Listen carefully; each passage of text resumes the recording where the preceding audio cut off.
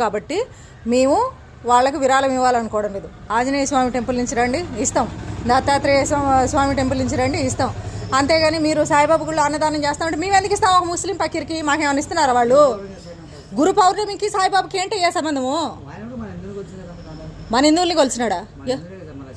మన హిందూ అని చెప్పొద్దు. ఎవరైనా ముస్లిం పక్కీర్ అయినా హిందూ ఎట్లా అవుతాడు?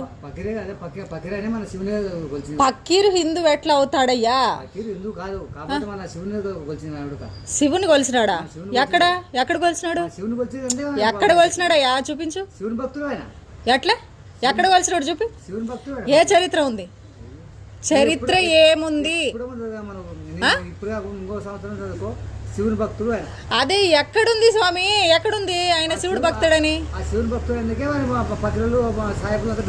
ఇది ఇంకోసారి ఇంకెక్కడా చెప్పు మాకు, అర్థమైందా? నువ్వు వీలైతే నిజం తెలుసుకొని హిందుత్వంలోకి వచ్చి హిందూ దేవుళ్ళు ఎవరు, హిందూ గురువులు ఎవరు ఇది తెలుసుకొని నువ్వు బ్రతుకు. అంతేగాని నువ్వు సాయిబాబా కూడా అన్నదానం చేస్తాను, ఆయన శివుడిని కొలిసినాడు, ఆయన హిందూ అంటే కుదరదు. ఇండ్లకు కూడా రానియం మేము సాయి భక్తుల్ని, అర్థమైందా? భగవంతుడి లీలే తెలుసుకోండి అంతే. శివుడు భక్తుడు కాదు అని చెప్తున్నాం కదా. ఆయన ముస్లిం పక్కన ఆయన వేషధారణ ఎట్లుంటది? ఆయన వేషధారణ ఎట్లుంటది? అడ్డబొట్ట నిలువు బొట్ట కాదు, వేషధారణ ఎట్లుంటది? వరే ఆయన ఏ వస్త్రధారణ కట్టుకున్నాడు?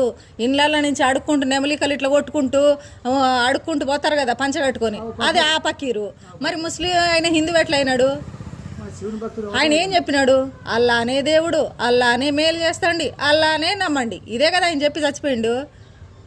మరి ఎట్లా హిందూ అయినాడు ఆయన? సరే మీరు నమ్మితే మీరు నమ్మండి, మాకు సంబంధం లేదు. మారితే మారండి, లేకపోతే మీ దరిద్రాన్ని మీరు కొని తెచ్చుకోండి.